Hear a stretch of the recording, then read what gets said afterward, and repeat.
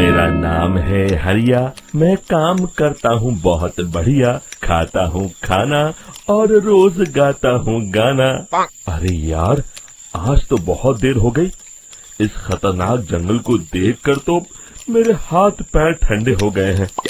अगर मैं वक्त पर गांव नहीं पहुंचा तो मालिक बहुत नाराज हो जाएंगे। तभी हरिया को एक आवाज सुनाई देती है। सुनिए हरु जी। अरे, ये आवाज किसने दी? तभी हरिया को सामने कुछ दूर एक औरत खड़ी दिखाई देती है। अरे भाई, ये औरत अकेली इतनी रात को इस जंगल में क्या कर रही है? चलकर पूछना पड़ेगा। फिर हरिया अपनी बैलगाड़ी उस औरत के सामने लाकर रोक देता है और उससे पूछता है। अरे सुनिए, आप इतनी रात को इस खतरनाक जंगल में अकेली क्या कर रही हैं? तभी वो औरत मीठी आवाज में कहती है, अरे हरु जी, आप आ गए। मैं कब से आपका इंतजार कर रही थी। वैसे तो यहाँ से काफी लोग गुजर चुके हैं, लेकिन मैं खास आपका इंतजार कर रही थी। अच्छा, तुम सच कह रही हो? मुझे तो यकीन नहीं हो रहा है। वो क्या है ना, आज तक किसी ने मुझसे इतने प्यार से बात नहीं की। हाँ हाँ हरु जी, मैं सच कह रही हूँ। अब देर मत करिए और जल्दी से मुझे मेरे घर तक छोड़ दीजिए। हाँ हाँ, कौन सी बड़ी बात है, अभी छोड़ देता हूँ। आप मेरे पीछे बैलगाड़ी में बैठ जाइए और मुझे रास्ता बताते चलिए। फिर वो औरत हरिया की बैलगाड़ी में बैठ जाती है और हरिया बैलगाड़ी हाँकता हुआ आगे चल पड़ता है।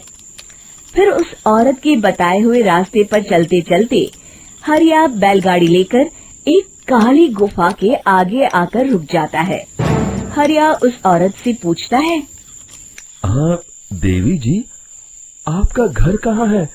यहाँ तो एक गुफा के अलावा और कुछ नहीं है। तभी अचानक वो औरत हवा में उड़ने लगती है। देखते ही देखते उसका सुंदर रूप एक डरावनी चुड़ैल में बदल जाता है और वो जोर जोर से हंसती है। अरे तू तो एक नंबर का बेवकूफ निकला।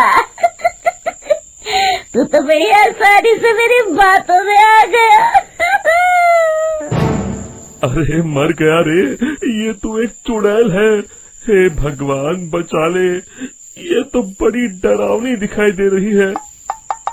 और फिर अगले ही पल हरिया की बैलगाड़ी में रखा सारा सामान हवा में उड़ता हुआ उस काली गुफा के अंदर चला जाता है और वो चुड़ैल भी उस गुफा के अंदर जाकर कहीं गायब हो जाती है।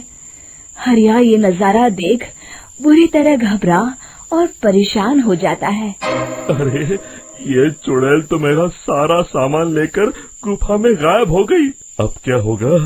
अगर मैं गांव खाली हाथ गया तो मालिक मेरी अच्छी खबर लेंगे। मेरी इस बात का कोई यकीन भी नहीं करेगा।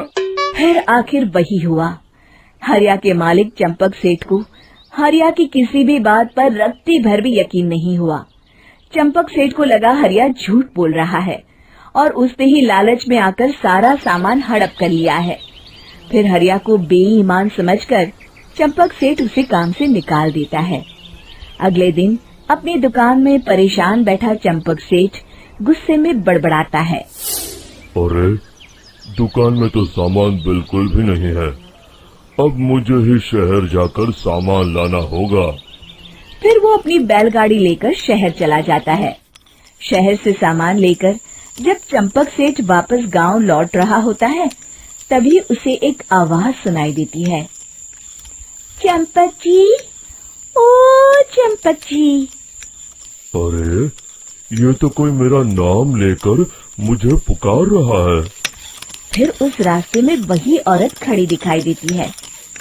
फिर क्या था, हरिया की तरह चंपक सेठ भी उस औरत के पास अपनी बैलगाड़ी लेकर जाता है और वो भी उसकी चिकनी चुपड़ी बातों के मुंह जाल में फंस जाता है। फिर चुड़ैल उसे भी अपनी गुफा तक ले जाती है और उसका सारा सामान लेकर गुफा में गायब हो जाती है। बेचारा चंपक सेठ लाचार होकर खाली हाथ गांव लौट आता है। फिर ये उस जंगल में रोज की बात हो जाती है।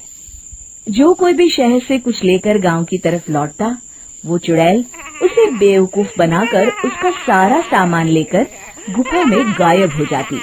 एक दिन हरिया एक लकड़हारे को उसी जंगल की तरफ जाते हुए देखता है। फिर हरिया उसे रोकते हुए कहता है, अरे भाई, क्यों अपनी मौत को दावत दे रहे हो?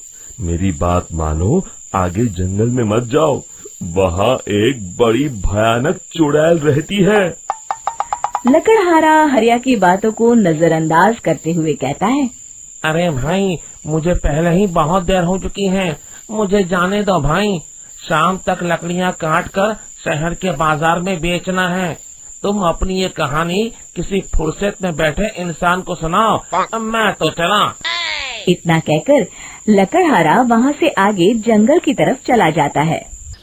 फिर अगले दिन गांव के मुखिया के घर के बाहर बहुत सारे लोग जमा हो जाते हैं। तभी हाथ में कुल्हाड़ी लिए खड़ा लकड़हारा कहता है, अरे मुखिया जी, अब आप ही हमें बचाइए उस जंगल वाली चुड़ैल से। हमारा सारा काम तो शहर से ही होता है। अरे मुखिया जी, उस चुड़ैल की वजह से तो मैं पूरी तरह बर्बाद हो गया हूँ। हम सबको मिलकर उस चुड़ैल का कोई इलाज करना पड़ेगा। तभी भीड़ में खड़ा वीरा कहता है, आप लोग चिंता मत करिए, कल से वो चुड़ैल किसी को नहीं लूट पाएगी। मेरे पास एक बहुत अच्छी तरकीब है।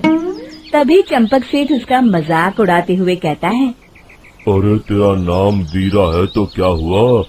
तूने अभी उस चुड़ैल को देखा नहीं है? जाकर अपना काम कर, बड़ा आया।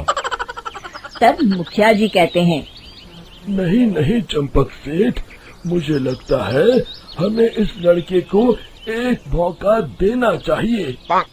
फिर सभी गांव वाले मुखिया जी की बातों से सहमत हो जाते हैं और वीरा शाम को एक बैलगाड़ी में कुछ सामान लादकर उस जंगल की ओर चल देता है। वीरा, ओ वीरा, कहाँ जा रहा है?